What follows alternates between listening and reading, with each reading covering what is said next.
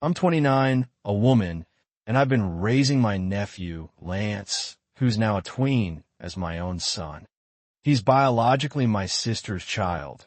She's 33, but she abandoned him with our mom and ran off with her boyfriend shortly after his birth. She didn't want the responsibility of motherhood. My mom, stretched thin working multiple jobs since Dad passed, couldn't fully care for him either. So I stepped up.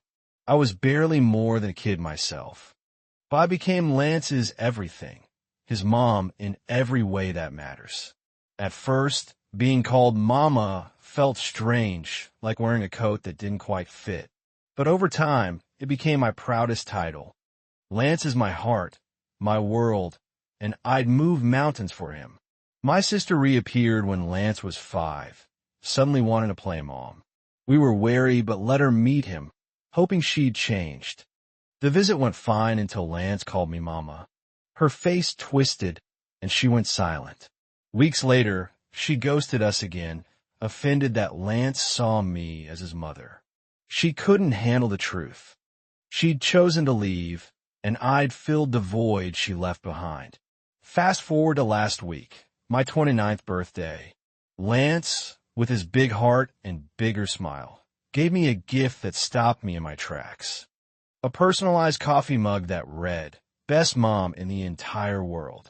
I held that mug like it was made of gold, hugged him tight, and told him he's the sweetest boy I could ever dream of. That moment was pure, unfiltered love, a reminder of why every sleepless night, every sacrifice was worth it. But then, yesterday, the doorbell rang. I was sipping coffee from my mug, savoring the warmth of Lance's gift, when my sister showed up unannounced. She could have talked to Mom about something unrelated, but when she saw the mug, her eyes narrowed. "Who got you that?" she asked, her voice sharp. I told her Lance did. Her face darkened, and she unloaded years of pent-up resentment. She admitted she'd cut contact because it hurt that Lance called me Mom. She claimed I was trying to replace her, that she was his real mother. Then she had the audacity to demand I stop pretending to be his mom if I wanted her back in my life. She even sneered, "If you want kids so bad, have your own." I laughed, a raw, disbelieving laugh. Replace her? You can't replace someone who was never there. I told her the truth. She gave birth to Lance. But that's where her role ended. I raised him, Mom, and I poured our hearts into giving him a good life while she was off living hers. She started crying, turning to Mom for backup. But Mom didn't budge. "She's right," Mom said, her voice steady. "You chose to leave him. A teenager did a better job parenting your child than you did. That's on me as a mother." My sister stormed out, tears streaming, leaving a trail of drama in her wake. Now her boyfriend and friends are blowing up my phone, saying I was too harsh, that I made her feel like a useless deadbeat. But here's the controversial hook. Why should I soften the truth to spare her feelings? She abandoned her son, and now she's jealous that he loves the woman who stayed. The cognitive bias here is her self-serving narrative. She wants to be the hero without doing the work. Emotionally, it's a gut punch. A mother's love isn't about biology. It's about showing up. Logically, she has no claim to a role she rejected. Yet, I'm left wondering if I went too far. Did I need to say it so bluntly? Or was the truth the only way to break through her delusion? Consider this. If a stranger walked away from their child for years, then demanded to be called Mom, we'd call it absurd. So why do we tiptoe around family? Blood doesn't earn you a free pass. Lance's mug isn't just a gift. It's a symbol of a bond forged through years of love and sacrifice. My sister's hurt feelings don't outweigh that. Still, the calls from her friends nag at me. Maybe I could have been kinder, but would kindness have made her see? Or would have let her keep dodging responsibility? I'm not the villain here, but I'm human. I wanted her to understand, not to crumble. Am I wrong for that? I'm a 27-year-old guy who's been with my girlfriend for almost 3 years. Gifts have always been a sore spot. The first year, she baked me a cake for my birthday. Nice, right? But then she took half of it back for her family. It felt like, here's your gift, but only kinda. When her birthday rolled around, I went all out. Balloons, flowers, a card, thoughtful gifts. Christmas came, and I got her more presents. She gave me nothing. My next birthday? Zilch. Her next birthday? I toned it down, but still got her something. Last Christmas, she wanted seat covers for her car. I bought them but held off giving them, waiting to see if she'd even get me a card. She didn't. I gave her the gift anyway, but that was it. My patience snapped. In 3 years, I've gotten half a cake. I've talked to her about it, but she brushes it off. I forgot, or I have so many people to shop for. It's not about money. We're about the same. And I'd be thrilled with a homemade card. But she drops hints about what she wants for her birthday, expecting me to deliver. This year, I decided enough was enough. Why keep pouring effort into someone who can't be bothered to show she cares? Her birthday was Saturday. We went to dinner, and she kept saying she was excited for her gift. At my place, she looked around, waiting. Okay, I'm ready to open my gift, she said, smiling. I told her there wasn't one. She laughed, thinking I was joking. When I said I was serious, her face fell. You didn't even give me a card? She asked. I shrugged. I figured we're not doing gifts anymore. You don't give them, so she threw out her usual excuses. You're hard to shop for, I'm not. I tell her what I like. I forgot. And then, the kicker, it's not about receiving, it's about giving. She called me a passive-aggressive idiot for ruining her birthday. Here's the provocative twist. She's right. Giving is what matters. So why is she mad when she's given nothing for years? Her hypocrisy screams entitlement, a classic cognitive bias where people justify their flaws while condemning others for the same. Emotionally, this cuts deep. I've spent years showing love through actions, only to feel invisible. Logically, relationships thrive on reciprocity, not one-sided effort. Yet, her accusation stings. Was I petty for mirroring her behavior? Or was it the only way to make her see? Imagine a friend who never says thank you. At what point do you stop giving? For me, that point was her birthday. Maybe I'm not the idiot, but I'm left questioning. Is a relationship worth saving when love feels like a one-way street? I'm a 35-year-old woman, deaf since I was 6. My husband, 38.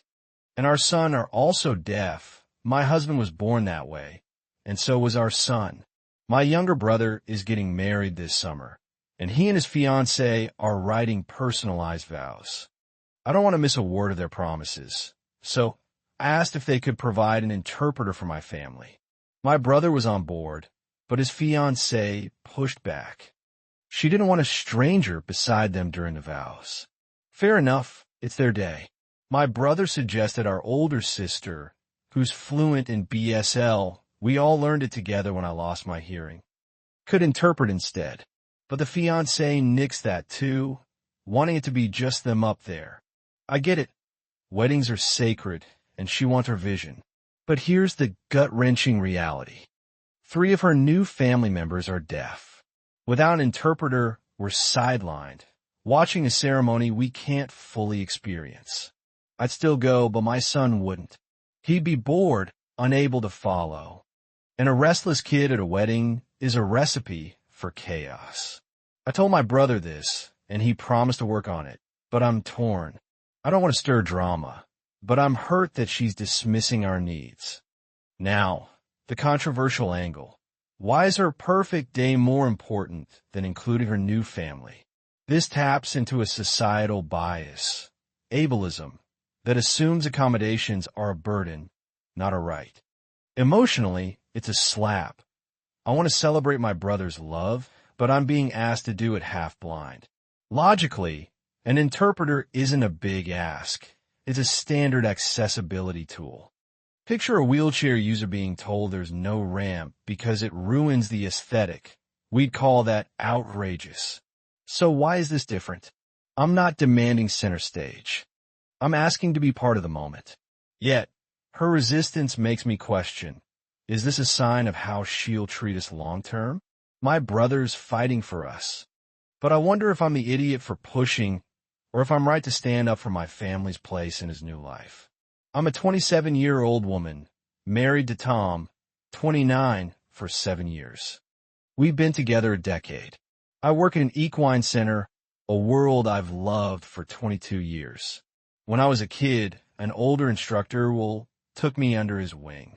Now, in his 70s, taught me everything I know about horses and life. He's family, not by blood, but by bond. We traveled for competitions, lived together during events, and his wife and son became like my second family. My parents adore him too. To me, Will's an uncle, a mentor, and I still turn to him for advice or to talk horses. Will's health is declining, so I visit often, run errands, or give him rides when his family can't. But my husband, Tom, has always hated Will. Will's been civil, but Tom explodes over nothing. As I spend more time with Will, Tom's resentment has boiled over, and his parents even showed up unannounced to lecture me. They said it hurts them that I prioritize Will's family over them, that I need to reassess since they're my real family now. I lost it. I told them Will and his family are my family too, an extension of my own. Will supported me and Tom through emergencies when my in-laws couldn't be bothered. I turned to Tom and said he should be ashamed. Will's always been kind to him. Tom and his parents stormed out.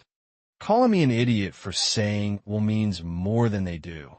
Here's the bold take. Family isn't just blood, it's who shows up. Tom's jealousy reeks of insecurity, a cognitive bias where he sees Will as a threat, not a mentor. Emotionally, this is a betrayal. I've built a life with Tom, but he's attacking a bond that shaped me. Logically, Will's done nothing wrong. Tom's anger is baseless. Imagine a partner resenting your lifelong friend for no reason. Would you tolerate it? I'm questioning my marriage, wondering if Tom's controlling streak will worsen. Was I too harsh? Or was I defending a truth he needs to hear? Either way, I'm not backing down. Will's family, and no one gets to rewrite that. I'm an 18-year-old guy, and my grandpa recently had a stroke. He's in the hospital, and I was visiting with family, including my aunt and her 2 kids. Grandpa was out for tests, so my aunt suggested we grab lunch. Then, I watch her rifle through his belongings, pull out his wallet, and say, "We can use Papa's money for lunch. He'd love that we're all here." This aunt is loaded, but notoriously cheap, the type to dodge a bill like at the sport. I was livid. Stealing from a hospitalized stroke patient? I couldn't stay quiet. Can't you afford lunch with your husband's money? Or are things that bad? I said, loud enough for everyone to hear. Her face turned red, and she glared at me. She was quiet the rest of the visit. Later, my dad texted her the lunch spot, but she took her kids elsewhere. Now, she's avoiding me, even scheduling hospital visits to dodge me. Here's the daring stance. Calling out greed shouldn't be taboo, even if it's family. Her entitlement, assuming Grandpa's money was hers to take, reflects a cognitive bias where people justify unethical acts if they're close to the victim. Emotionally, this is infuriating. Grandpa's vulnerable, and she's preying on him. Logically, it's theft, plain and simple. If I caught a stranger doing this, I'd report it. So, why should family get a pass? Sure, I embarrassed her. But was I wrong to protect Grandpa? Or should I have stayed quiet to keep the peace? One thing's clear. His wallet's not safe with her around, and I'm not sorry for speaking up. These stories aren't just about conflict. They're about truth, love, and standing up for what's right, even when it's messy. Each one challenges us to rethink family, fairness, and accountability. What would you do when the people closest to you betray your trust? The answer's never easy, but it's always worth finding.